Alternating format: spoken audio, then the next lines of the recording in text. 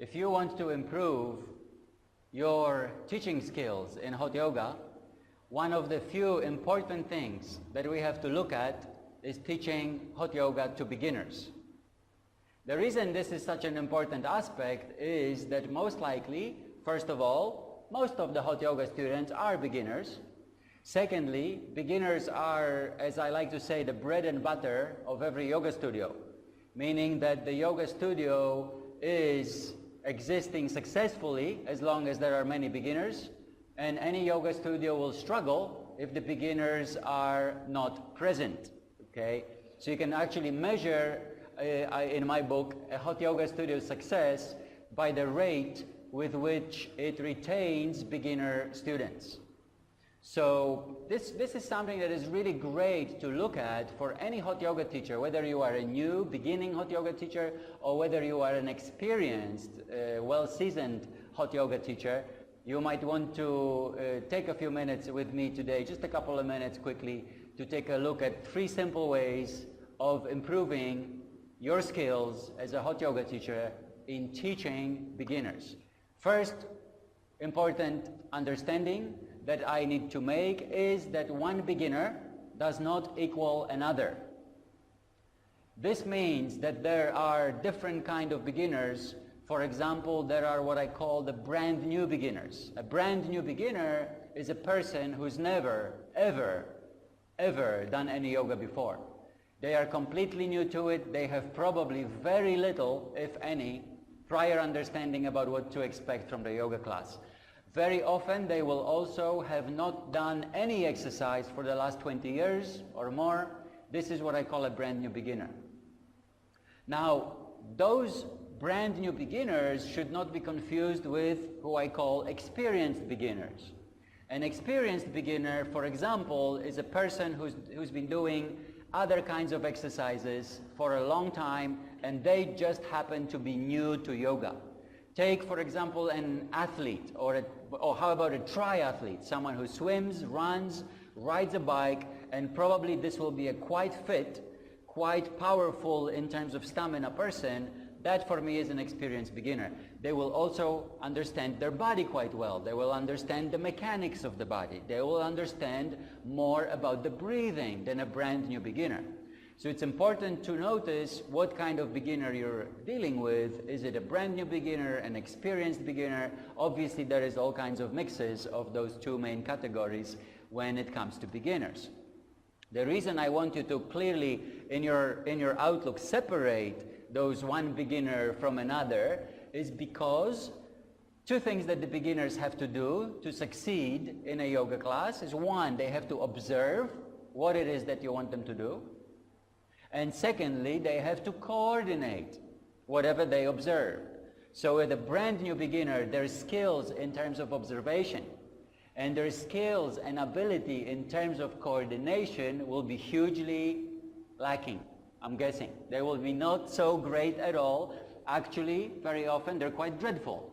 A brand new beginner will not be able at all to understand what is required, and probably very little will be able to do in terms of coordination also.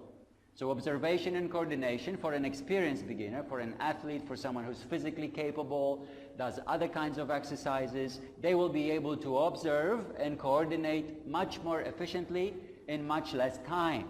That allows you to work with them in a different way than you would want to work with a brand new beginner. Second important understanding of beginners' psychology is that I would say to you, and you can tell me if you agree or not, that mostly beginners do not go to yoga to do yoga. Most of the beginners that I meet do not go to yoga in order to do yoga. They are not there to do yoga, the sacred tradition from India. No, not at all. They are there to achieve a specific benefit, whichever benefit it is that they are looking for. They want to lose weight, they want to feel better about themselves, they want to get out of anxiety, they want to clear their mind, they want to sleep better, they want to fix their lower back, they want to heal a stiff neck. Whatever it is That's the reason they are there. They're looking for a specific benefit or a bunch of few benefits, but they are mostly there not to do yoga at all. Right? So, if I think that, if I know that, how is my teaching going to be different? I need to teach them in a completely different way. I need to address, perhaps, specifically, those potential benefits rather than pound them with yoga is good, yoga this, Sanskrit, philosophy, yama, niyama, not that. Not at the beginning, okay? Not at the beginning. We will sneak up on them later. What I want the beginners to do is be successful in my yoga class. I want them to do it again, and more on that in a minute. So, the beginners are there not to do yoga, they are there for specific benefits, and I would like that to be addressed. Okay, I would like that as a teacher, I would like to address that. Here's another possibility, okay? They are there, the beginners are there in the yoga class, but they don't actually know what they want.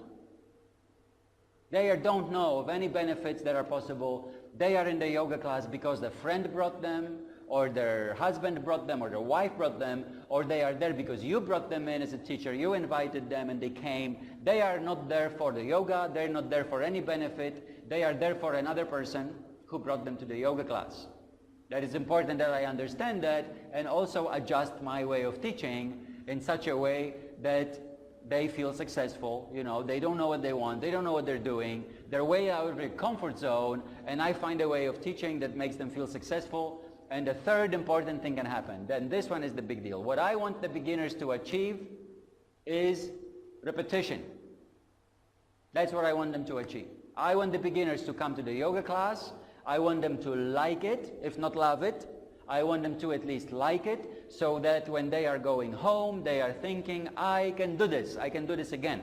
I know I was not correct, my alignment was no good, I couldn't breathe, it was too hot, whatever they're thinking, but they want to do it again. Now we are on to something big. They will repeat and repeat and repeat their practice. They will continue in repetition, and we know what is the mother of skill? Repetition is the mother of skill. As long as they are coming and practicing, they will be successful with a wonderful teacher around like you, correct? So I just want the beginners to be successful enough, to feel successful enough in their practice to want to come back and do it again.